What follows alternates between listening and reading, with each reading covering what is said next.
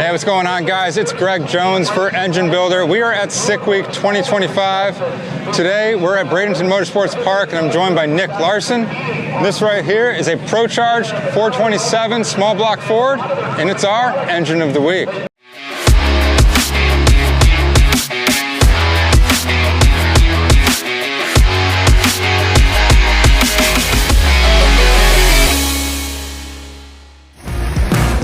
Engine Builder's Engine of the Week is sponsored by Pengrade 1 and L-Ring DOS Original. Nick, pleasure to see you. Thank you. Thanks for giving us a little time here. Absolutely. You guys are in the staging lanes, but we got some track maintenance going on at the moment. Yeah, unfortunately, we're going to be standing in the sun for a while. Yeah, but hey, there's worse places to be than Florida in late January. Yep. And Sick Week's always a fun time, so we, again, appreciate the time. You know, we saw you guys over in the pit area, and you guys, again, got in the staging area here, so awesome that we got a chance to talk to you, and wanted to know more about the Mustang, as well as the small block Ford that you got in it. Excellent. Me and my cousin own Streetcar Shenanigans Performance. Okay. We were asked to by Bob to start getting more competitive in drag and drive. So this car was originally a 363 8.2 deck motor, still with an F1X on it.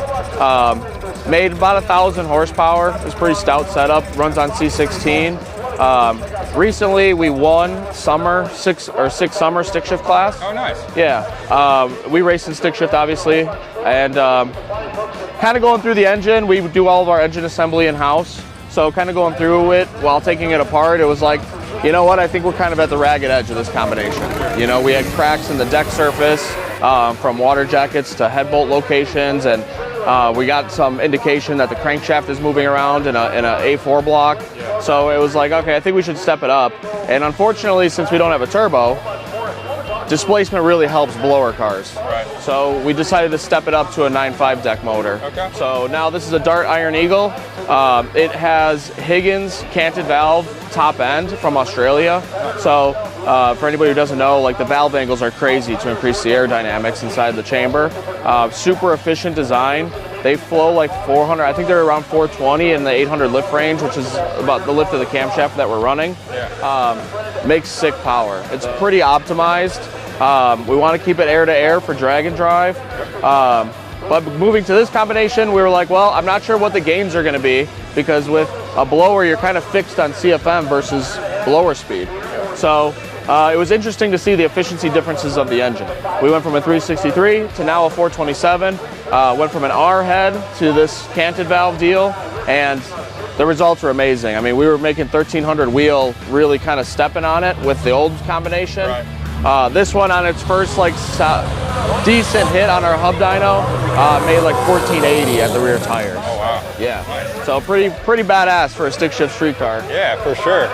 Well, Nick, so you're talking about a lot of different changes here. Yeah. So if you could walk us through some of the internal components that you guys have in the 427. As crazy as it is, we tried to kind of keep it budget-minded, meaning that we didn't go with like a Winberg crankshaft. It does have a billet Molnar, which saved us a few bucks. Okay. It has Molnar billet crank, a 4.0 stroke.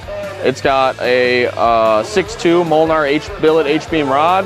It has diamond pistons that are hard anodized and line-to-line skirt coating. Okay. Then the heads are actually nothing spectacular aside from that they're that Higgins canted valve with the CNC program on it. And it still has steel seats on both sides. It does have a titanium valve with DLC coated tips. Nice. It's running pack valve springs, titanium retainers. The biggest thing that we've had with this car over the past is reliability. Yeah. The 363 used a aluminum rocker arm with a little bit too much spring pressure and a way too radical camshaft. Okay. We wouldn't make it 20, 30 miles without having rocker arm problems. Yeah. We got to the point where we were bringing a whole set with us to go with, which was ridiculous. Yeah, that's not what you want to be doing, right? Exactly. So this combination is definitely optimized for reliability. It has T&D, a shaft mount system on it, all stainless steel rocker arms now. And we really kind of upgraded the valve train portion of it. We actually went to a softer load profile. More lift, more duration, but if you're a cam nerd, you know the 400 lift numbers are really important for reliability, and that is all completely different. Then that's pretty much it, aside from going to the 4500 flange manifold. And that Higgins is all the top end. We got the Motion Raceworks Icon throttle body on there. Okay. And then, of course, a lot of custom fab work to make it work. Yeah. We run a Jesel belt drive, Innovators West balancer because we wanted to utilize a 6-bolt hub. Cog drive is really hard on stuff. Yeah. So we run a 6-bolt setup to make sure everything's clamped together. And then we added a crank support brace because stick shift is hard and so is cog belt. The mixture of those two things lead to a lot of unreliability. Sure. So this was actually our fix for 6 week last year.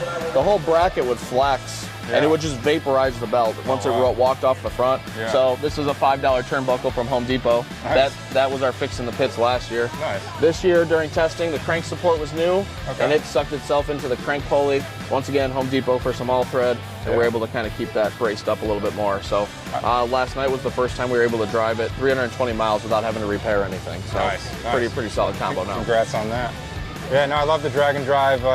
Engineering that has to happen. Yeah. So it's pretty cool. It's a good challenge, part of the event.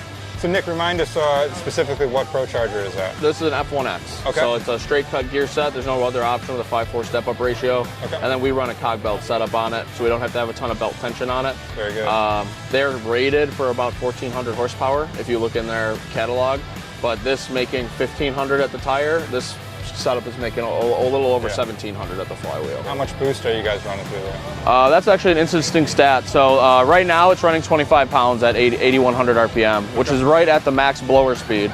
So Nick, obviously you're not driving, your customer is driving, but what are the expectations for you guys in the stick shift class? The goal is to make it through the week. Not have to work on it would be a huge upgrade from the past.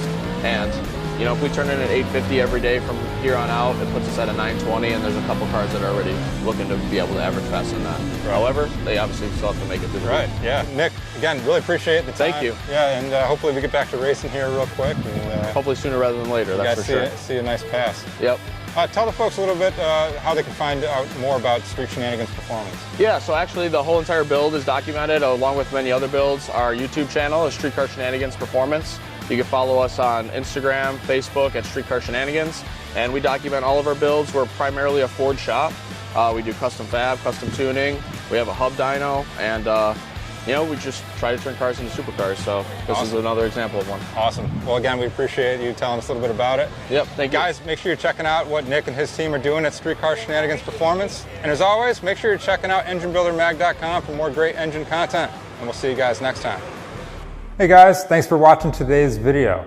Hey, while I've got you guys here, I wanted to tell you about Find a Builder. It's a new microsite on EngineBuilderMag.com that's great for both engine shops and for potential customers looking to get engine work done. If you're an engine builder, this site is a place where you guys can list your shop and what you guys do to potential customers through EngineBuilderMag.com. It's an easy subscription-based microsite that'll let you guys connect to a new audience. And if you're a potential customer looking to get engine work done, this is a source to help you guys find a shop that's in your area or one that specializes in the type of engine work that you're trying to get done. Make sure you guys are checking out Find a Builder on EngineBuilderMag.com. Thanks.